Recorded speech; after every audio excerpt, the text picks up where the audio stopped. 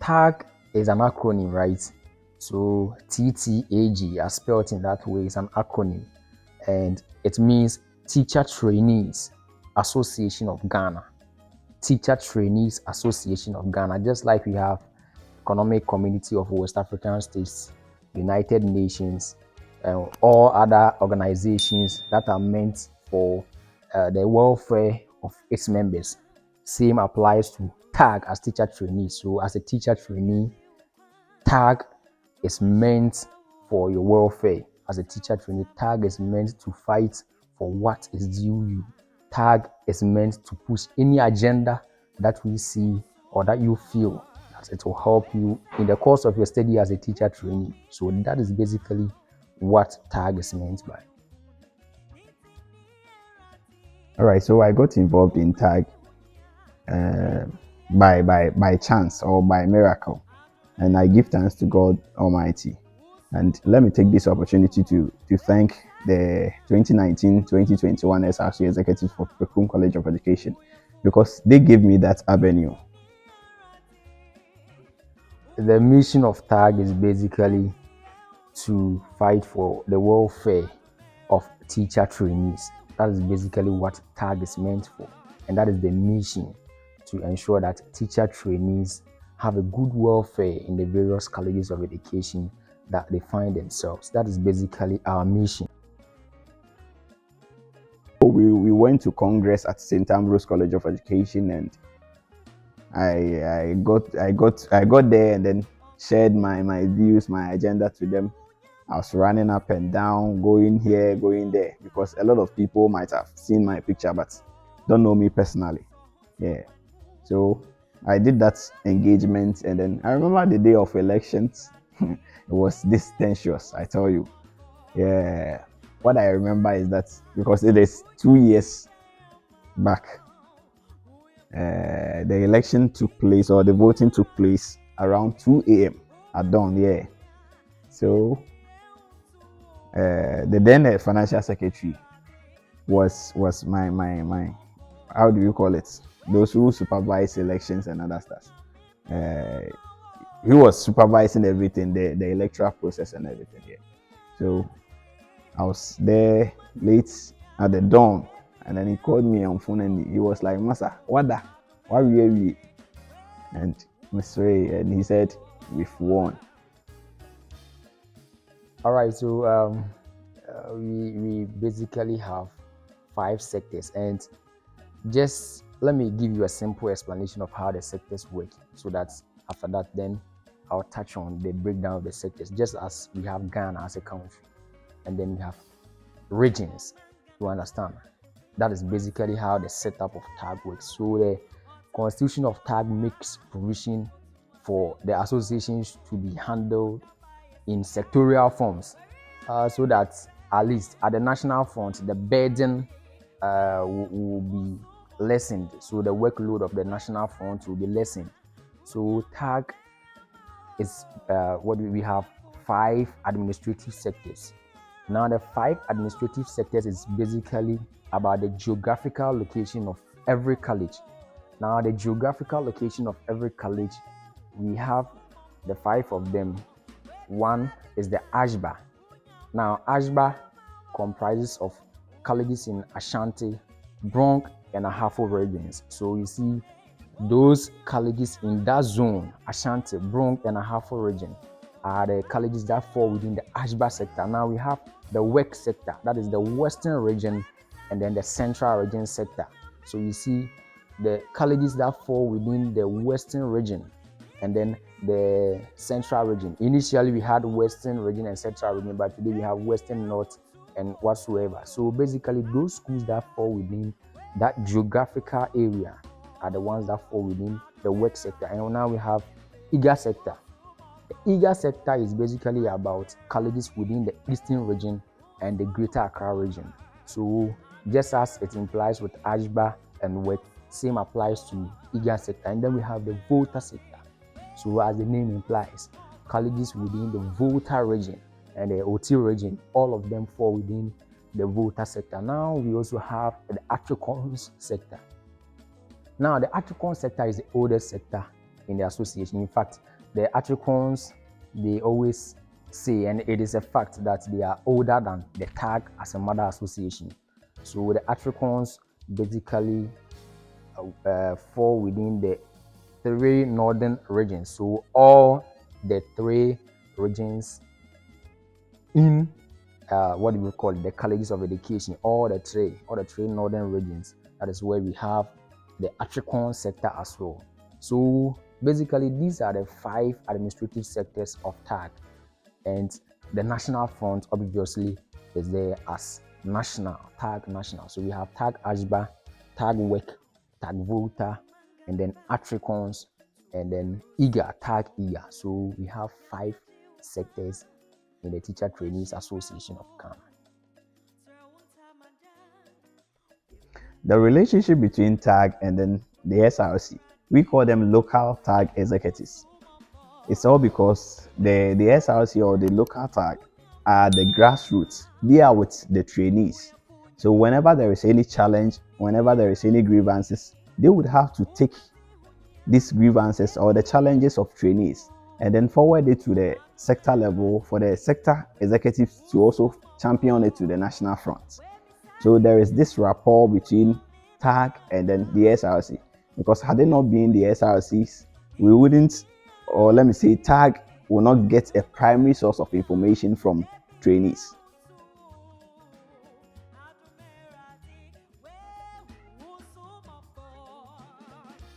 Yes, it is true. The national president spoke about infrastructural deficits in our various colleges of education at our just ended General Assembly meeting, and he was right. He was right in the sense that over previously we had the diploma in basic education program in our various colleges of education, and this featured a 3-year batch within the system. Now, the 3-year batch within the system, we had level 100 and 200s on campus. Then the level 300s will go for their out program, that is the out session or practical, as we call it these days. Now, looking at the number of students who will be on campus, that is level 100 and 200, and those who will be outside, the infrastructure those days was okay, was quite normal to home all of them. But this is the instance where the Bachelor of Education program has been instituted, and we actually enroll more than 100% of what the number of students we used to enroll previously. And we are having level 100s, 200s, 300s, and 400s on campus. Maybe the level 400s go for an out session for 4 months in their first semester in their 4th year, and that is all. The next month, the next semester, they are expected to come to campus.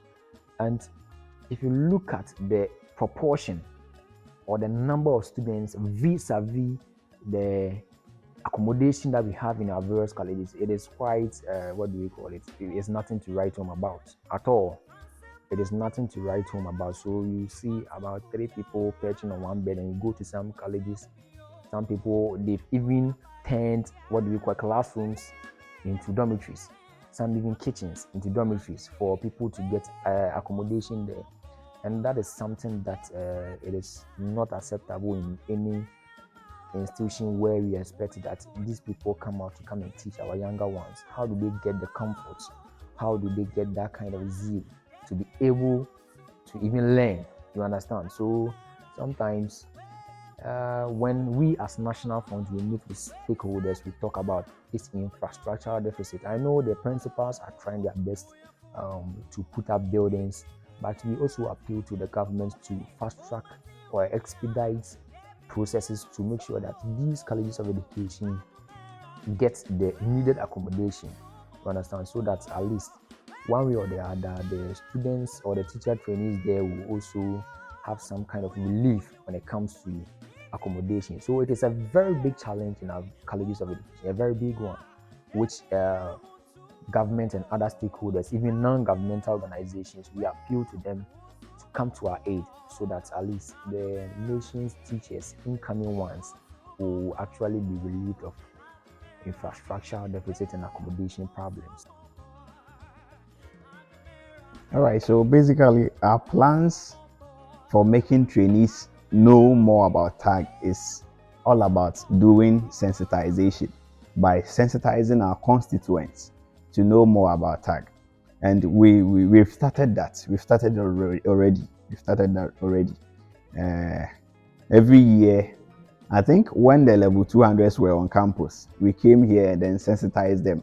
And then the first years too. And then we've been embarking on campus tour. That was last 2 months. The sector president of the royal sector, that is Ashba, toured the colleges in our fraternity here. And by that, we had the chance through the SRC, and then we engaged some of the students. We took their grievances. We let them know the aims and then the objectives of TAG. So I think we've started doing something. SLTF also means Students Loan Trust Fund. And now, as part of their mandate, they are expected to disburse, trainee allowances to the various teacher trainees around the country. So one way or the other, as stakeholders in our education, that is their help in financing our education, we as leadership also automatically need to get a relationship with them. And our relationship with SLTF, I can say, is an amicable one. Though one way or the other, sometimes we worry them a bit when our allowances delay, and sometimes to when students have issues with their payments of allowances, we go there, get in touch with them to know what is happening or whatsoever. So our relationship with them is yes, it's work. So we work with them hand in hand, day in, day out, to ensure that at the end of the day, the teacher trainee is served well and served better. So that is basically our relationship with Student Loan Trust Fund. All right. So with this question, I think the payment of the allowances is a policy from the government, and as and when the government chooses to disburse money to trainees, we the executives of Teacher Trainees Association of Ghana have no say in that, in a sense that when there are no amount of money to be disbursed to trainees, I tell you, when you push the government and push and push and push, they will tell you that there are no money or there are no funds to be released to trainees. So as and when the allowances will come, it is from the government. But all that I can say is that when it keeps on delaying that much, when it takes, the arrears are not being coming for like 5 months, 4 months going, that is where the executives will come in and then advocate or spell out the grievances of trainees, or let it known by the government that this is what our populace or our constituents are going through. So we are pleading with your government to release at least something small for our constituents to aid them in their activities on campus. Looking at the main motive for establishment or introduction of allowances by Osajifo Dr. Kwame Nkrumah in the early 60s, you can see that he actually thought of cushioning the various teacher trainees in the colleges of education financially, so that at least one way or the other, the teaching profession that did not attract a lot of people will now become attractive. People will come and also serve as teachers, so that at the end of the day, the country will get teachers who are going to nurture our future leaders, so that we have a better future. Now, this is the case where governments, preceding governments, some of them came to council and some to restore. But this is the situation, and in this dispensation, we have the allowances restored. But there's a problem of the consistent inconsistency in the payment of allowances. And that is a very big issue that teacher trainees always ask us as leadership: what is happening? TAG, what is happening? Why have our allowance delayed and whatsoever? What I can say basically is that, the allowance is money. And there is a saying in our Canada adage that "Ochi bibi free so na say ma na chese bibi eden bibi kuram." which literally means that if you try to pull something from the sky and it's not coming, it means that something is holding it. So by the fact that the allowances is money, the allowances definitely have to come from certain coffers. It means that the delay will definitely mean that there is something going on within the coffers. It's either there is no money or the money there has been channeled to other ventures. So they need to wait so that when the time is due, when it is appropriate, or the authority in power seems or feels appropriate that okay, at this point in time, let us pay the allowances, then they make the disbursement. But I think that shouldn't be the case. That shouldn't be the case because the bodies or the authorities should make commitments to make the payment of allowances as important as any other what do we call it, state policy or whatsoever. They should give the payment of allowance that kind of prominence as they give to any other policy that they have on board, because this is a situation whereby teacher trainees will be in their various colleges struggling for about months without getting the allowances. It means that their life on campus will be hell for them. So we actually appeal to the government to treat the payment of allowances with that urgency that it deserves, so that at the end of the day, the purpose for which we reinstituted or brought back the payment of allowances will be met, so that people will actually not feel that oh, it's just something that they just brought for us to just be happy.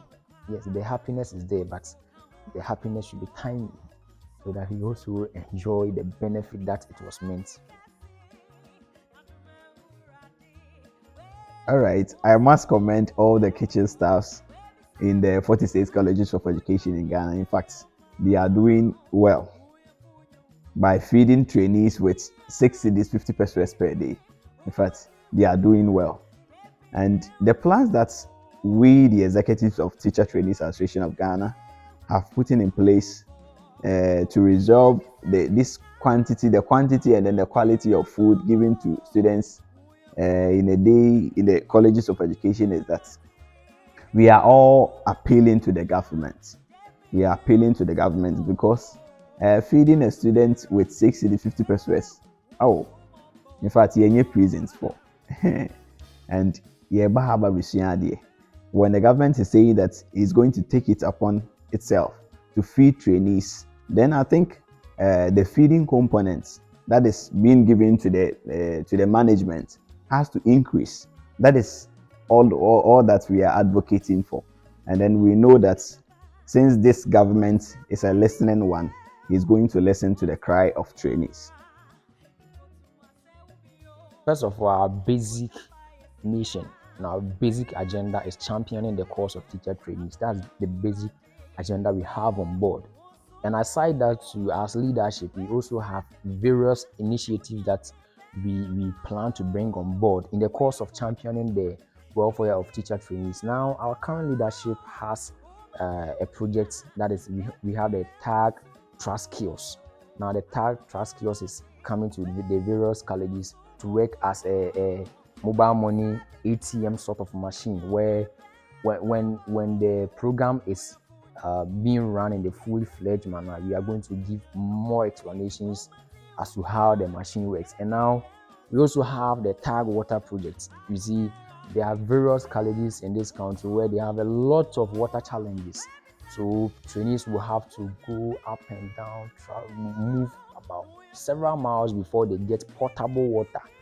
You see, it puts them in a very hard situation one way or the other. So it is our mission to, as a national front, dig boreholes, mechanized ones, of course, in various colleges which are having such problems. So we have that on board, and we also have the tag laptop policy. Now we are liaising with the student loan trust fund to make sure that trainees who are in need of laptops, this modern world, and even in our teaching profession, we talk about incorporating ICT in our teaching. So as teacher trainees, there's a need for us to start getting these ICT tools in order to make sure that at least we get ourselves abreast with how technology works And also, our project works and whatsoever, we use these laptops for them. So we are actually liaising with SLTF to bring on board some affordable laptops, very affordable ones, so that trainees will also get them and then pay them even in installments, so that at the end of the day, each trainee is also going to be benefiting from this laptop policy at the end of the day. The roles in making the colleges of education in Ashanti and Bronca form parallel is so simple. It's by some of the activities we've been organizing. That is the leadership seminars, the Ashba Games, the Face of Ashba. You see, all these programs bring students together. Yeah, so there's this kind of socialization and other stuff. As national fund or as a national executive, what I can say is that our national secretariat isn't relenting on this issue of our licensing, because at our just ended General Assembly meeting at Hohoi, we mentioned that to the various stakeholders who came around, and we are actually petitioning some of them and starting processes to make sure that this kind of license does not become, let's say, how people have quote unquote termed this as a way of what we call cutting off teachers, a way of streamlining the teaching profession in a way that majority of people do not get into the teaching profession. That is the perception out there. The people think that the government is using the licensure exams to cut off a lot of teachers in order to reduce the employment into the teaching profession. So we as Teacher Trainees Association of Ghana, we've taken that major step to push to the various stakeholders involved to make sure that at least a final solution is brought to this problem, so that at the end of the day, we do not feel victimized after maybe our license exams or whatsoever. The license shouldn't actually be a way of victimizing teacher trainees from uh, entering into the teaching profession. We love to do the work. That is why we are here. We love to teach, and that's why we are here. So, if a simple exam, or what do we call a one-shot exam, should prove that whatever I came here to do for 4 years, if just a three-paper exam is to prove that whatever I came to do here for 4 years is actually null and void, then it's very painful. So we are actually pressing that a lasting solution is brought to this problem. All right, so my message to the incoming SRC executives in the various 46 colleges of education in Ghana is that as they've given in to serve humanity, they shouldn't let positions restrict them from doing certain things. And also, when they are given the mandate to serve, it should be service and service alone. That is my message to all the incoming executives and then the student leaders in the 46 colleges of education in Ghana. They should be service oriented. My message to trainees out there and our various local and sector executives is that we actually thank you very much for your massive support you've been giving us for over the years, and even during our tenure, the support has been massive. Actually, I beg to differ, but this administration has received enormous support and applause from our various constituents, and I think that it is based on that that gives us the impetus to work more for them, and we are actually committed to serving the interests of teacher trainees. If it is about teacher trainees, when we are even asleep, you call us and we will respond.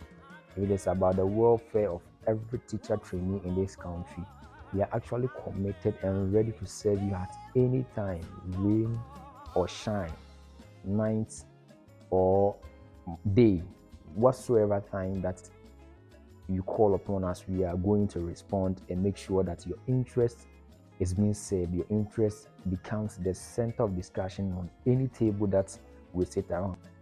All right, my message to trainees is that just as they've restored hope in their leadership, I'll urge them to continue holding their faith for their leadership is on course.